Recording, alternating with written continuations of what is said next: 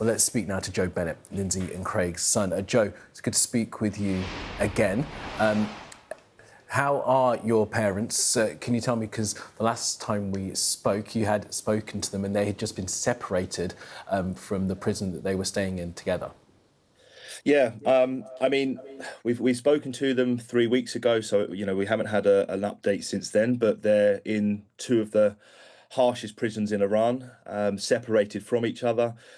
We did hear that my mum has finally received some funds, which means she can eat more than just rice. But so far, Craig hasn't received any money yet, and he's surviving in 45-degree heat without food or suitable clothing, and that's the reality that they're facing.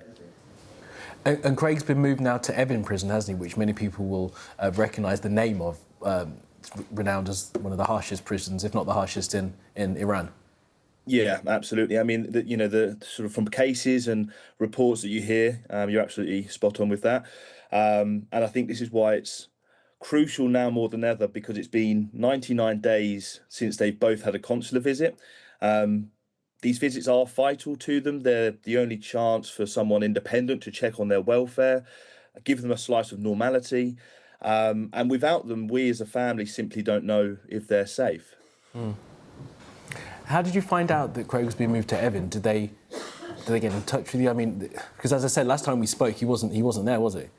No, so he was in the other central prison in Tehran.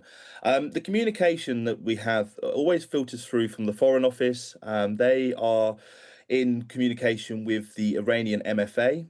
So there's a few avenues that it has to go through before it reaches us.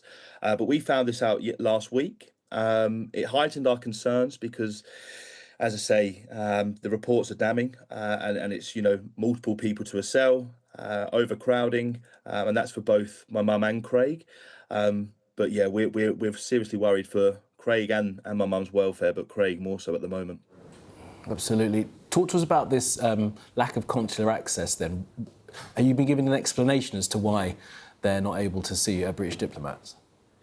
Not one that's sufficient, I'd say. It's always that it's difficult to arrange, but I think that this needs to be enforced, and a stance needs to be taken. It's coming up to 100 days, as I say, and they both have explicitly asked for a consular visit.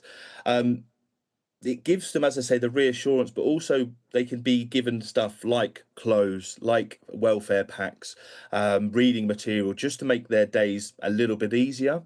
But as I say, that when they see the ambassador, it gives them that little bit of normality. And we know from speaking to previous detainees that these visits were really, really crucial for their mental health and well-being.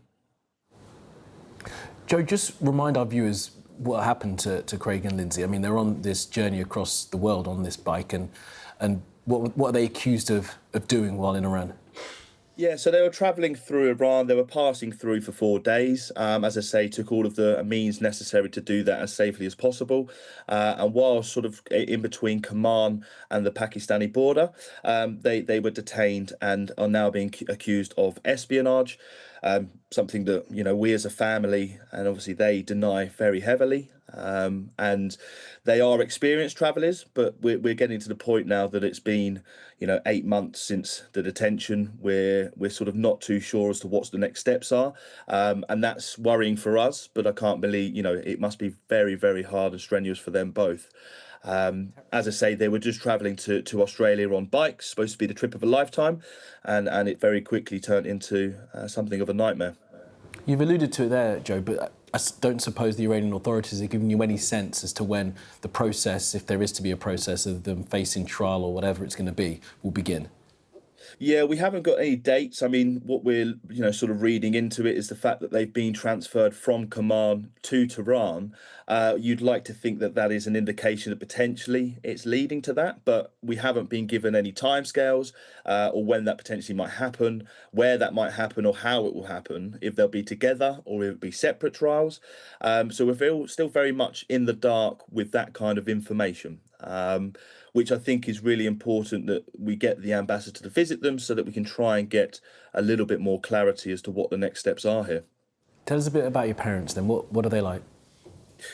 I mean, as I say, they're the glue to our family. The family has been rocked by this. They are, as I say, seasoned travellers. They have a deep love for meeting new people and experience cultures. They are meant for one another. My mum's the visionary, Craig's the practical man, and it's the little things that you miss. It's Craig's bad jokes, it's mum's bad laugh, but it's those little things that you miss along the way. And we all desperately want them back. As I say, it's caused ripples through the whole family.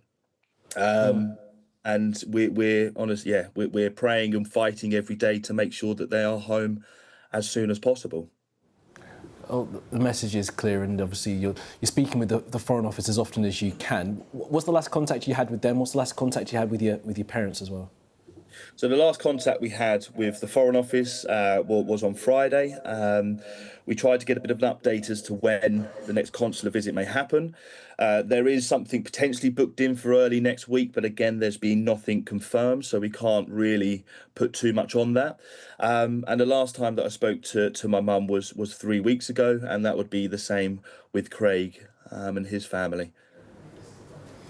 Okay, well, Joe, look, it's good to speak with you again. I'm sorry it's not under better circumstances, but we'll obviously stay in touch and wish you and your family all the best. Thank you very much.